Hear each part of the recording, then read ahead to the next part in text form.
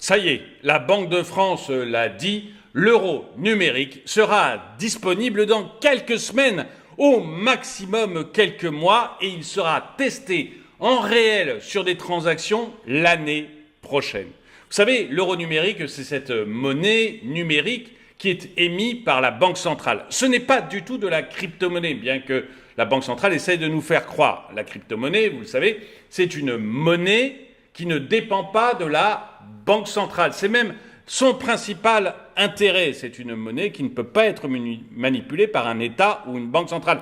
On a vu, par exemple, pendant toute la crise qu'on a là, eh bien, la Banque centrale, depuis 2008, que ce soit la Fed ou la BCE, ont fait tourner à planche à billets, ont mis des taux à zéro, ont prêté, de manière indirecte certes, mais ont prêté à des États. D'ailleurs, de manière indirecte, c'était en principe pas du tout dans les traités, mais ils ont un peu manipulé le droit pour pouvoir le faire. Bref, les banques centrales ont manipulé leur monnaie et le résultat, ça a été l'inflation. Et avec cette inflation, eh bien, les euros que vous avez sur vous ont perdu de leur valeur. La crypto-monnaie, ça permet justement en principe d'éviter cela et c'est son principal atout. C'est une monnaie qui ne peut pas être manipulée par une banque centrale ou par un État. C'est aussi son principal risque, c'est-à-dire que derrière une crypto-monnaie, vous n'avez rien. Ce qui fait la force de l'euro aujourd'hui, c'est que derrière, vous avez une banque centrale, vous avez des États qui le reconnaissent. Vous pouvez aller acheter votre pain avec des euros. Vous serez bien incapable de l'acheter avec des bitcoins. Et c'est ce qui fait d'ailleurs que ces monnaies crypto sont extrêmement volatiles et que moi, je les déconseille très fortement à tous ceux qui veulent investir réellement. J'ai fait des vidéos à ce sujet, je ne reviens pas dessus.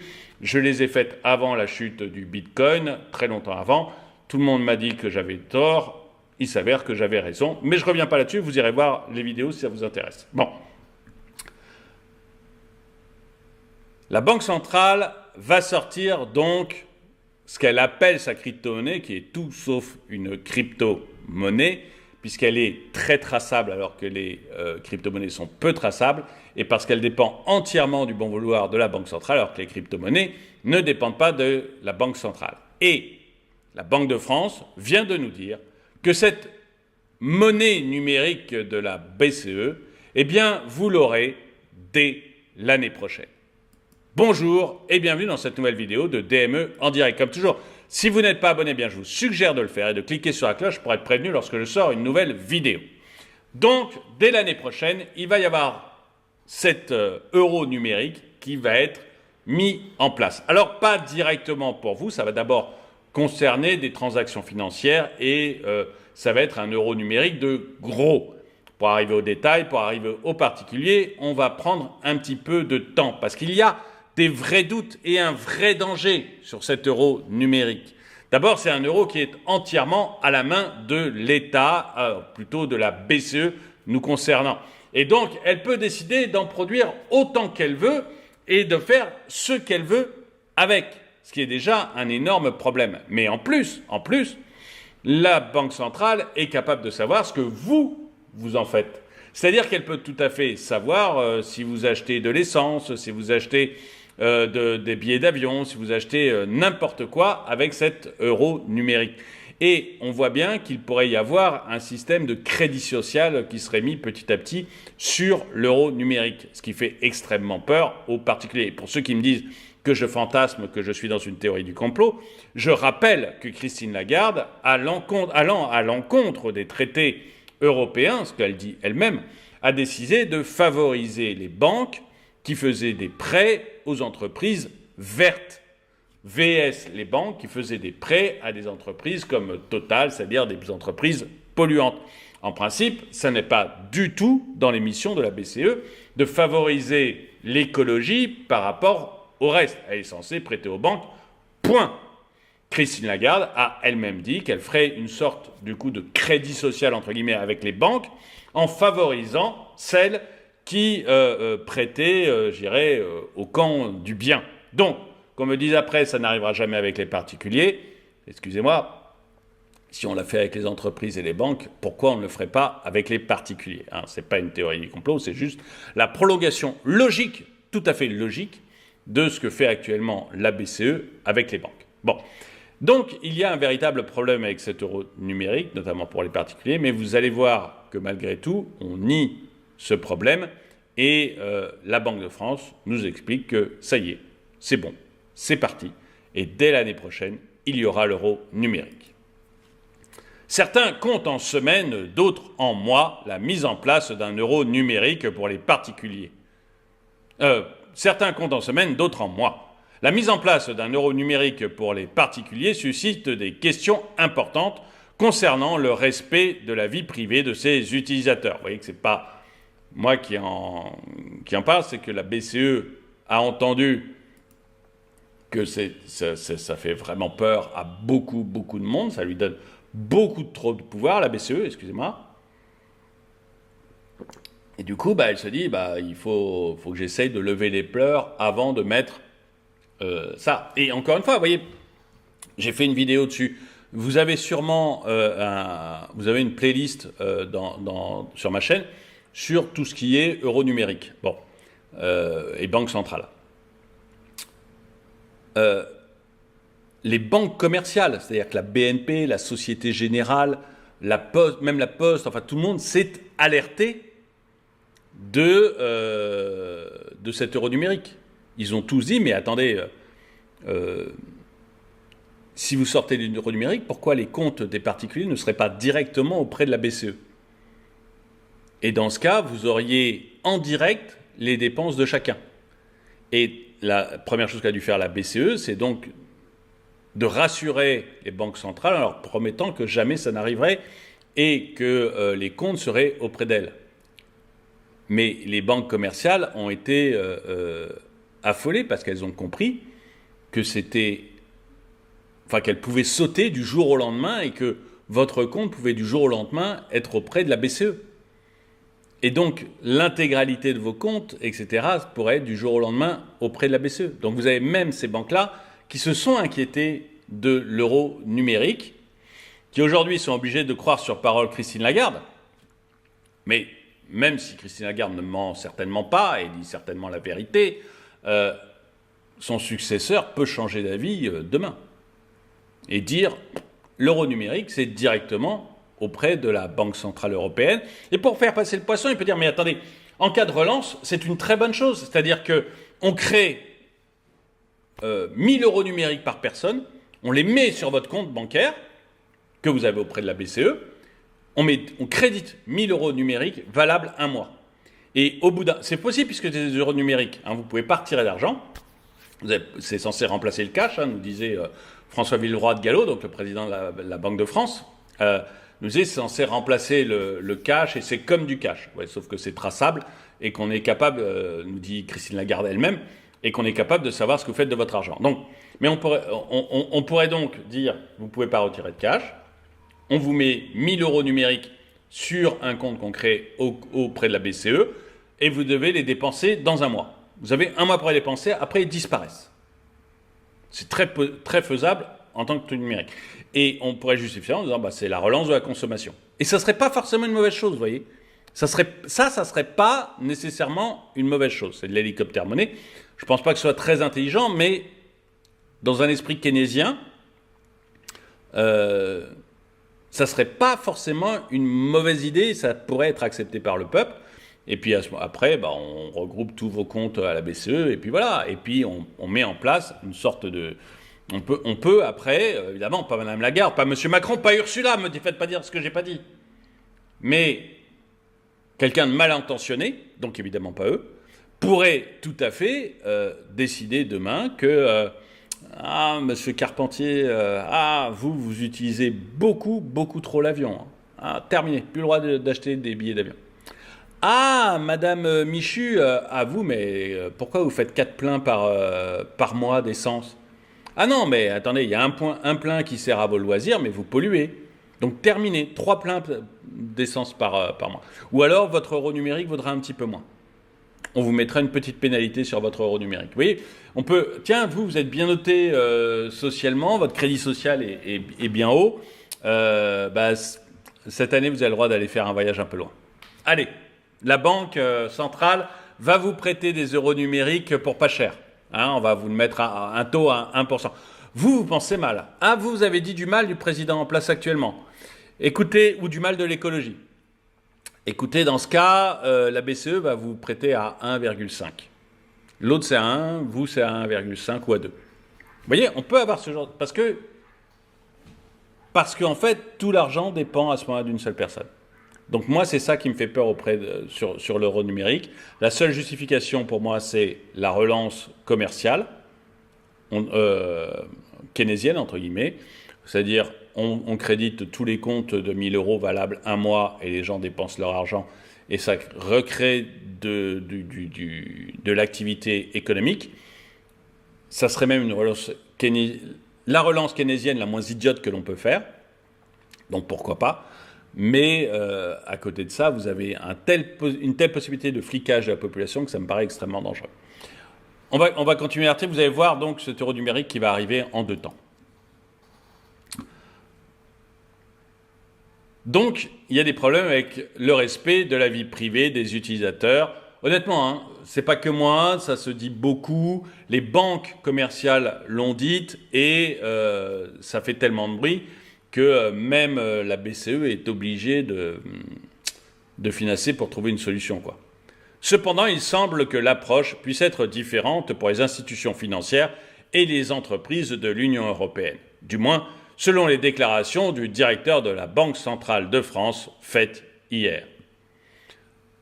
L'euro numérique, le nouveau venu de la Banque centrale de France.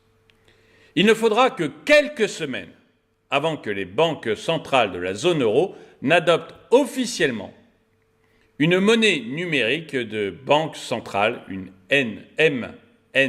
MNBC, destinée principalement aux transactions institutionnelles. Donc cette monnaie qui arrive dans quelques semaines et qui sera effective l'année prochaine, il y aura des transactions réelles l'année prochaine, elle est réservée au début à des institutionnels, vous n'y aurez pas accès. J'irais presque heureusement. Mais c'est un galop d'essai, on est bien d'accord. En effet, selon les propos de François Villeroy de Galhau durant la conférence dévoiler le potentiel de CBDC de gros, quels enseignements et perspectives cet euro numérique de gros viserait à révolutionner la façon dont sont réalisées les transactions de grandes envergures. L'eurosystème a commencé à exploiter de nouvelles technologies pour le règlement de la monnaie de banque centrale, y compris l'émission d'un premier type de CBDC tokenisé. Les critères d'éligibilité et l'appel d'intérêt seront publiés dans les semaines à venir et des expérimentations seront déployées au cours de l'année prochaine, y compris des essais avec des transactions réelles. Donc, dans les semaines qui viennent, on saura qui pourra avoir accès à cet euro numérique et on demandera aux gens si ça les intéresse. Évidemment, on ne va pas vous demander à vous. On va demander, je ne sais pas, à la BNP, on va demander à la Société Générale, on va demander à Crédit Agricole qui vont accepter, évidemment. On va demander aux fonds d'investissement, on va demander à des très gros trucs institutionnels type État, s'ils veulent tester. Et donc, globalement, ils vont dire oui, parce que dans le pire des cas, il faut avoir testé, il faut connaître le système quand vous faites cette taille-là. Une MNBC permise par la blockchain. Il semblerait que le réseau qui permettrait les échanges fonctionnerait avec des smart contracts, permettant aux banques centrales de distribuer leurs propres euros numériques de manière plus efficace. Il est intéressant de noter, et c'est un peu le problème que voyaient les banques commerciales, c'est-à-dire, oui, c'est très efficace, c'est très très efficace.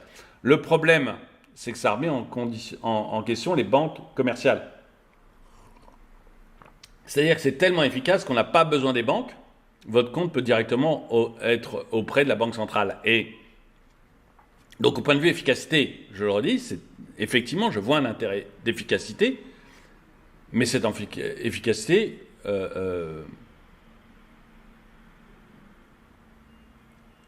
crée un risque. Imaginez que votre compte bancaire soit directement sous le contrôle d'Emmanuel Macron. Vous direz, mais du président de la République. Je ne vais pas personnaliser, du président de la République. Vous direz, mais attendez, le président de la République, il a directement accès à mes comptes bancaires. C'est chaud quand même. Ben, là, ce n'est pas le président de la République, c'est la présidente de la Banque Centrale Européenne. C'est tout aussi chaud. Vous voyez, c'est tout aussi chaud. Donc, oui, c'est très efficace, et c'est bien, mais en même temps, cette efficacité rend le truc super dangereux.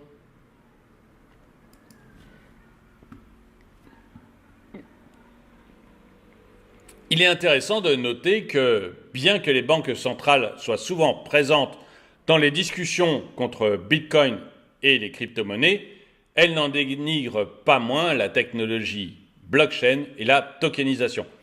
Mais voilà, alors là c'est un point sur lequel je suis d'accord avec les banques centrales.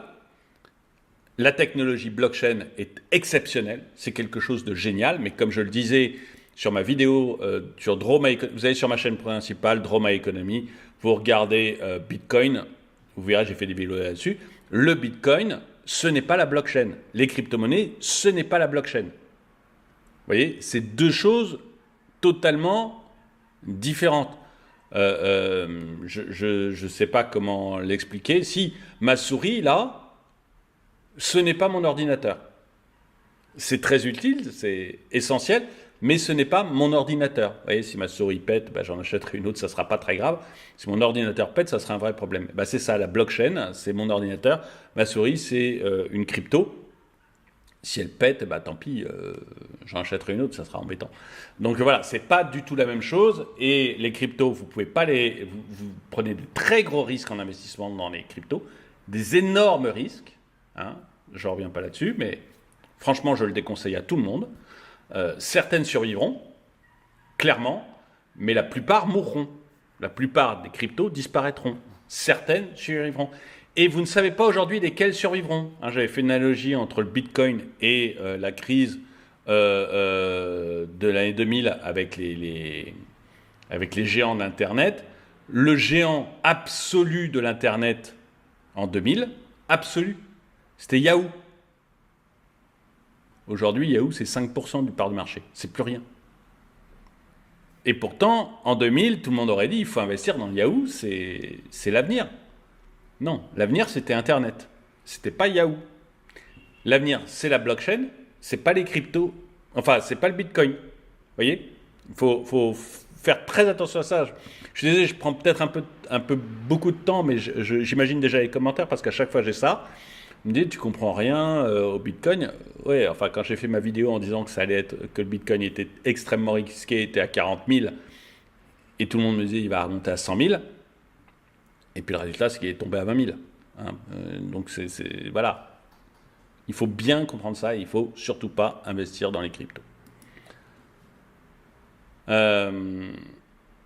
Et comme le dit la Banque centrale, et pour une fois, je suis d'accord avec elle, vous voyez, le Bitcoin et les crypto-monnaies sont extrêmement critiquables.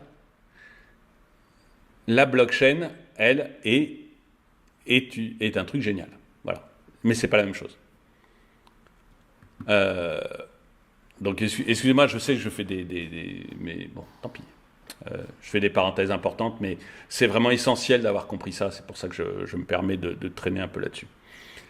La Banque centrale explorerait alors des protocoles et des blockchains alternatifs, ainsi que son propre registre distribué exclusif pour le système de règlement de titres. Bon, ok.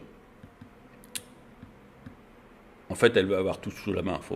Enfin, moi, c'est comme ça que j'interprète. Elle veut totalement contrôler le truc.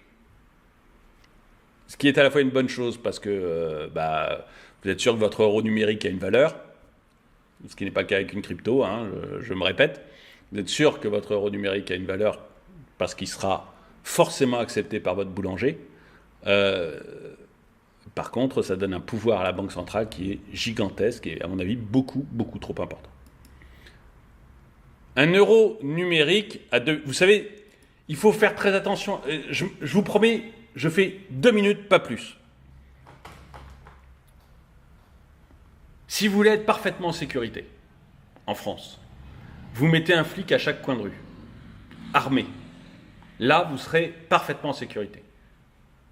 Par contre, votre liberté va en prendre un sacré coup, et c'est pour ça qu'on ne veut pas le faire. Si vous voulez être parfaitement en sécurité, chaque personne arrêtée par les policiers va automatiquement en tôle. On ne passe pas devant un juge. Il y a marqué meurtre 30 ans, un flic l'arrête, en prison pour 30 ans. Vous serez parfaitement en sécurité. Sauf que vous voyez bien que votre danger à ce moment-là, c'est plus le petit criminel du coin de la rue. Votre danger, ça devient l'État, qui pourrait décider de vous arrêter et de vous foutre en tôle pour 30 ans alors que vous n'avez rien fait. C'est exactement la même chose avec l'euro numérique. Vous avez un truc, vous aurez une très grosse sécurité, une très très grande sécurité, comme vos billets aujourd'hui, il n'y a pas de problème, qui sera extrêmement efficace. Et ça, je vous renvoie à mon analogie avec les policiers qui pourraient vous arrêter et vous mettre en tôle sans jugement. Donc, extrêmement efficace, extrêmement sécuritaire. Par contre, le danger deviendrait alors la banque centrale, qui pourrait alors vous imposer des choses dont vous n'avez pas envie. Et c'est vraiment ça, moi, que je vois avec l'euro numérique. C'est un danger pour la liberté, à mon avis. Contrairement à l'euro numérique de détail conçu pour être utilisé par les particuliers, donc qui n'arrive pas encore tout de suite, l'euro numérique de gros serait principalement destiné aux institutions financières, aux entreprises et à d'autres acteurs du secteur financier pour des opérations telles que des transferts interbancaires, des transactions sur les marchés financiers. Cette annonce met donc en évidence un paradoxe, car les projets institutionnels semblent progresser plus rapidement que le projet d'euro numérique de détail qui, d'après Christine Lagarde, aurait besoin d'au moins 2 ans. Il va falloir attendre au moins 2 ans pour que vous ayez ces euros numériques de détail dans vos poches et dans les miennes. Mais je ne suis pas sûr que ce soit une bonne nouvelle. Moi, on me dirait 20 ans, ça m'irait bien. Plusieurs facteurs contribuent à ce ralentissement. Tout d'abord, il y a de nombreuses préoccupations concernant le respect de la vie privée des utilisateurs. Vous voyez que je ne fantasme pas, que les complotistes ne fantasment pas là-dessus. Il y a des vrais problèmes si Christine Lagarde est capable de savoir exactement comment vous dépensez tout votre argent. Et quand François Villeroy-de-Galhau nous disait, je l'ai vu dans une autre vidéo, nous disait c'est comme du cash. Non, c'est pas comme du cash. Ça n'a rien à voir avec le cash. Si j'ai 50 euros, un billet de 50 euros sur moi, Monsieur Villeroy-de-Galhau est incapable de savoir comment je le dépense. Si j'ai 50 euros en euros numériques, il sait exactement comment je les ai dépensés. Ça n'a rien à voir. De plus, les contraintes juridiques se manifestent, notamment avec le règlement MICA et plus récemment avec la nouvelle directive DAC 8, qui ont des implications importantes sur la réglementation des crypto-monnaies et des monnaies numériques en Europe. Alors, je ne connais pas ces deux réglementations, mais bon. Aucune surprise ici, donc. La Banque centrale travaille sur son euro numérique, que nous le voulions ou non. Elle semble même bien décidée à en faire profiter les richissimes institutionnels qui lorgnent la tokenisation et ses bienfaits. Le célèbre réseau SWIFT en tête. Pour conserver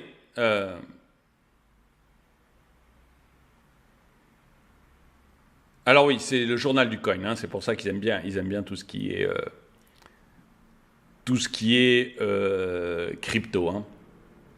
Pour conserver vos savoirs cryptographiques à l'abri, la meilleure solution est encore un wallet hardware personnel.